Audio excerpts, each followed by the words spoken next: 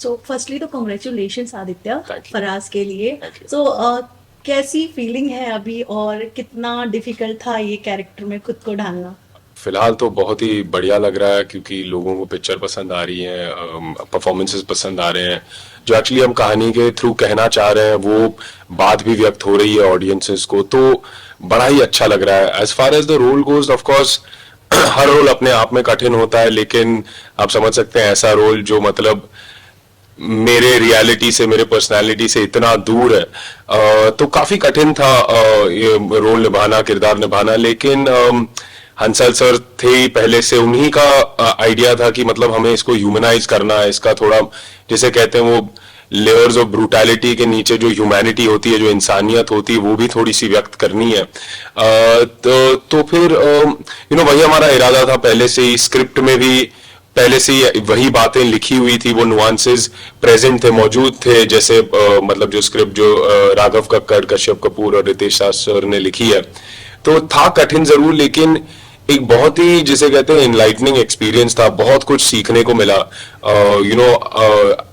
जवान लड़के कैसे रेडिकलाइज होते हैं वो तो हम मतलब काफी टाइम से देखते आए, लेकिन आजकल के मॉडर्न डे में भी उन पे कैसे ये असर पड़ता है और ये क्या कर सकते हैं, वो देख के, वो समझ के, वो सीख के काफी हैरान भी हुए। लेकिन मतलब अभी काफी काफी कुछ सीखने को भी मिला, इंसानियत के बारे में और हमारी सोसाइटी के बारे में भी।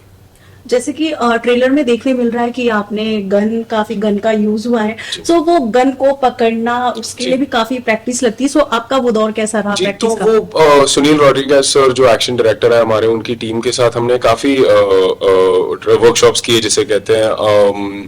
वो गन तो देखिए, एक बात होती है वो गन पकड़ने का जो टेक्निक होता है वो तो सब वो आप सीख सकते हैं एक दो सेशन में।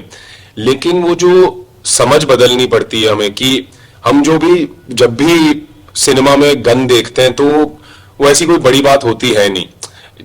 मतलब वो it is not treated with the same danger and reverence के आप जो रियल लाइफ में अगर किसी कमरे में जो अक्सर गन ना हो, वो रूम में गन दिखाई दे किसके हाथों में, और स्पेशली किसी थोड़े मतलब किसी इंसान के हाथों में जिस पे आप विश्वास नहीं करते हो, तो बहुत बड़ी चीज होती है। वो बहुत डर लगता है और बहुत पावर होता है वो गन में। वो चलाए नहीं तो भी बहुत पावर होता है। तो वो जो चीज है ना कि आप एक कमरे में रात भर वो गन पकड़ के लोगों को आप हॉस्टेज रख रहे हैं, तो वो गन की पावर समझना, वो बहुत इंपॉर्टेंट था। वो एक्चुअली हंसल सर का वही प्लान था, सुनील सर का भी वही प्लान था कि देखिए हम ज्यादा देखते नहीं है, लेकिन ये कहानी में ये बहुत महत्वपूर्ण है, तो ये हमें करना है, ये नुआंस हमें बाहर लाना है। लेकिन एक और भी बात है कि हमारे ट्रेनिंग में सुनील सर और उनकी टीम ने बहुत इंपॉर्टेंस दिया है गन सेफ्टी को। क्योंकि क्या होता है कि आप हम देखते हैं हॉलीवुड में भी, यहाँ पर भी कभी कभी एक्सीडेंट्स हो जाते हैं गन के साथ। Some are very costly in terms of life, in terms of property. तो आई थिंक वो एक बात हमेशा ध्यान में रखना, क्योंकि भाई मैं कह रहा हूं ना, हम पूरी पिक्चर में मतलब ऑलमोस्ट 80% ऑफ द पिक्चर में वो गन पकड़े रखे हैं, 5 अलग लड़के। तो 5 लड़के जो है किरदार वो है, लेकिन 5 जवान लड़के भी हैं एज एक्टर्स। तो how do you be responsible, how do you make sure that you are not hurting yourself, not hurting other people, not harming the properties, तो वो पूरा उसका सब मतलब ऐसा होलिस्टिक समझ आ गई थी, which was actually really good and very refreshing के हुआ हमारी पिक्चर में ऐसा। सो फराज का जो कैरेक्टर आपने प्ले किया है जी वो करने के बाद कितने दिन तक आप उसी कैरेक्टर में रहे, शूट खत्म होने के बाद भी? जी। तो जो कैरेक्टर मैंने प्ले किया उसका नाम निब्रास है।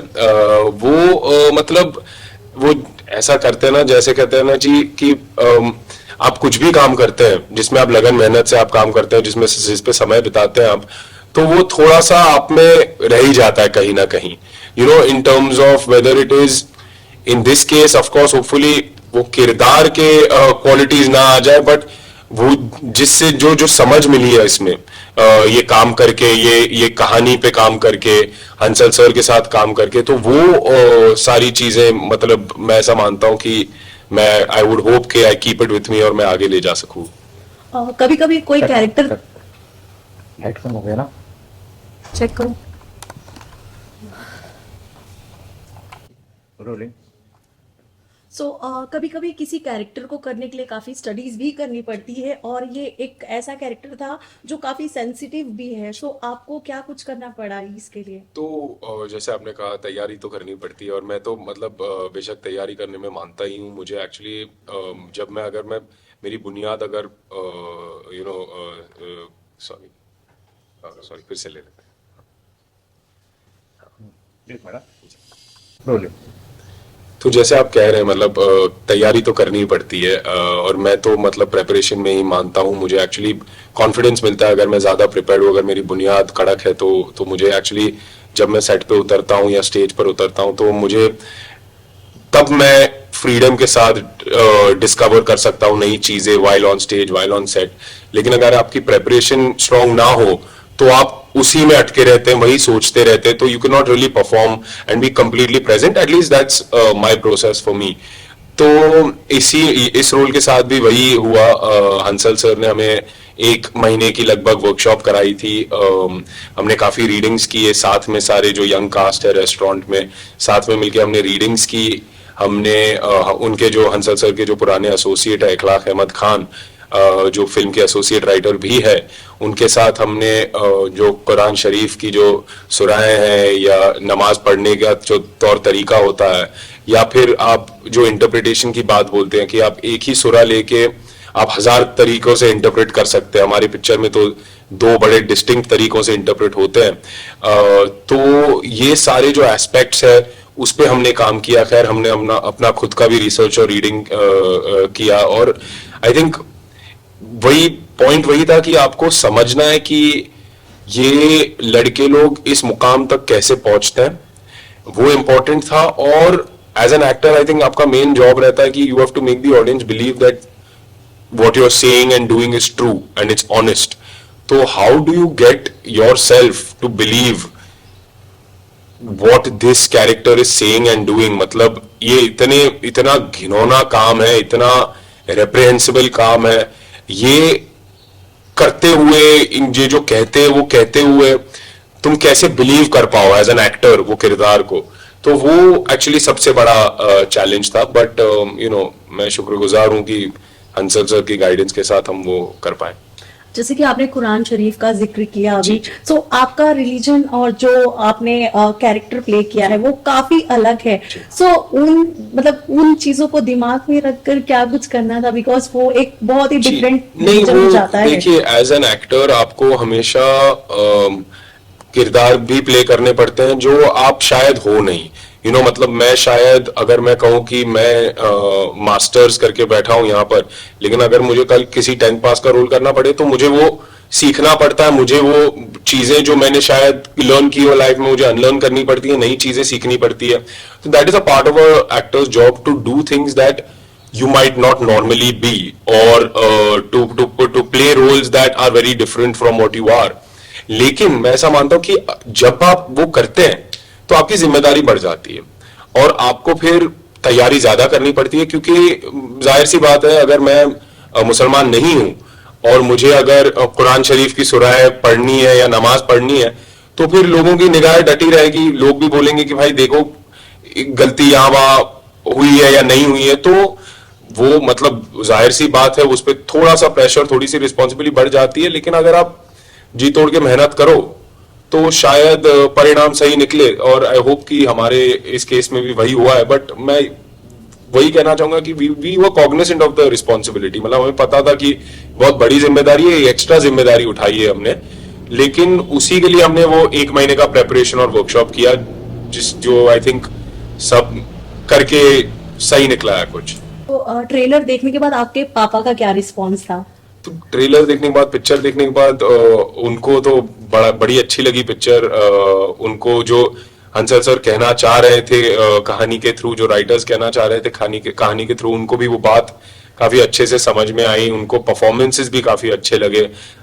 हमने तो बैठ के मतलब हम हर परफॉर्मेंस के बाद जो भी हम एक दूसरे का अगर काम देखते हैं तो हम 1-2-3 घंटे बैठ के बस बतियाते हैं उस पे उसको एनालाइज करते हैं। तो हमने इसी के साथ भी वही किया।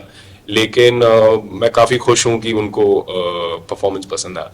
क्या कभी ऐसा हुआ है कि आपको किसी प्रोजेक्ट के लिए अप्रोच किया गया हो, बट आपको पहले आपको मतलब पापा से डिस्कस करना आपको पसंद हो कि हाँ मुझे इस कैरेक्टर के लिए? नहीं, मैं प्रेफर करता हूँ कि मैं अपने डिसीजंस खुद ही लूँ। ऑफ कोर्स मैं उनकी एडवाइस तो लेता ही हूँ, मतलब वो इतना नॉलेज है उनको, इतना एक्सपीरियंस है, वो मेरे लिए केयर भी करते हैं, तो मतलब ऑफ कोर्स मैं बेवकूफ रहूंगा अगर मैं उनकी सलाह ना लूं।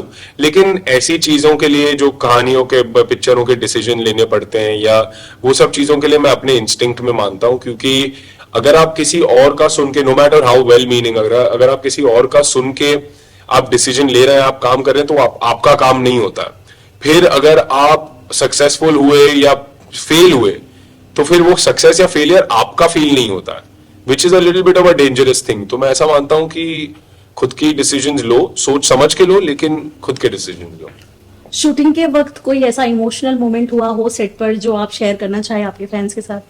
तो वैसे तो काफी इमोशनल मोमेंट्स थे, काफी वार्म अफेक्शनेट मोमेंट्स थे। हमने कोविड बबल में रहकर साथ में पिक्चर बनाई है, तो आई थिंक वो पूरी टीम के साथ, हंसल सर के साथ इतना सुंदर वक्त गुजरा हमारा। हंसल सर कुकिंग बढ़िया कर लेते हैं, तो हम अक्सर जो हमारा ब्रेक डे होता था, अगर अगले दिन ब्रेक है या टर्न अराउंड है जिसे कहते हैं, तो हम सर के रूम पे चले जाते थे। सर बढ़िया सा खाना बनाते थे और हम साथ में मिलके जो खाते थे, मतलब ऑलमोस्ट सच में कहूंगा मैम कि ये फैमिली वाली फीलिंग आई थी बनाते समय। हम सब नए थे, हम सब अपना करियर वन वे और अनदर चालू कर रहे हैं या शुरुआत हो रही है करियर की। और फिर हंसल सर जो मतलब उन्होंने तो मतलब इतनी कमाल की पिक्चरें बनाई। उन्होंने जस्ट स्कैम बनाई थी, स्कैम आई थी, स्कैम हिट हो गई थी, तब हम साथ में मिलके हमने ये पिक्चर बनाई। लेकिन तो मतलब हम सब प्यार मोहब्बत से काम कर रहे थे। हंसल सर का जो विजन था उसको हम एग्जीक्यूट करने की कोशिश कर रहे थे, तो बड़ा ही सुंदर वक्त गुजरा। इसी के साथ ही आदित्य, अगर आपको इन फ्यूचर अगर बॉलीवुड के किसी एक्टर एक्ट्रेस के साथ स्क्रीन शेयर करने का मौका मिले तो आप किसके साथ करना चाहेंगे? ओ, ये तो बहुत लंबी लिस्ट है, मतलब मैं किसी एक का नाम लूं तो फिर वो बाकियों के लिए डिससर्विस होता है। बट मैं कहूंगा कि मतलब इतनी लंबी लिस्ट है मैम। अगर आप कहो कि राजकुमार राव सर के साथ काम करना चाहूंगा, रणबीर कपूर की एक्टिंग तो मतलब बचपन से पसंद आती है।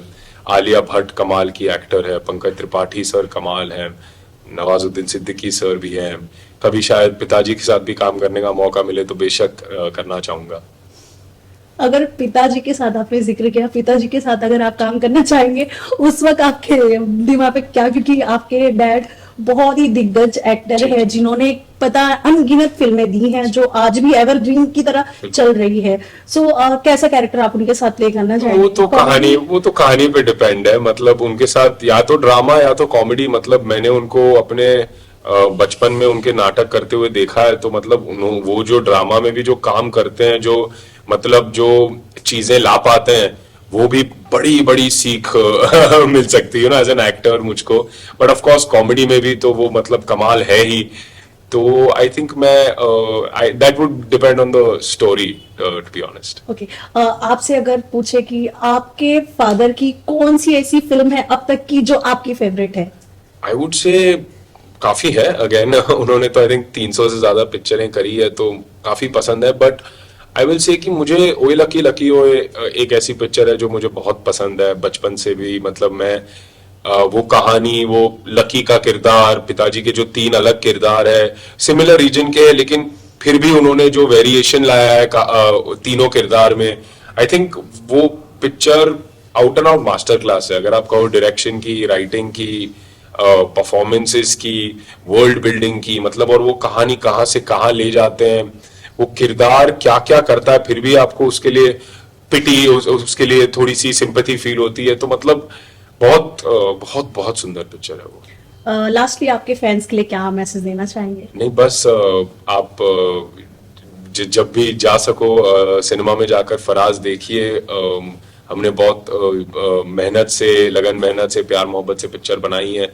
आई होप कि जब भी आप देखें आपको पसंद आए। Thank you so much.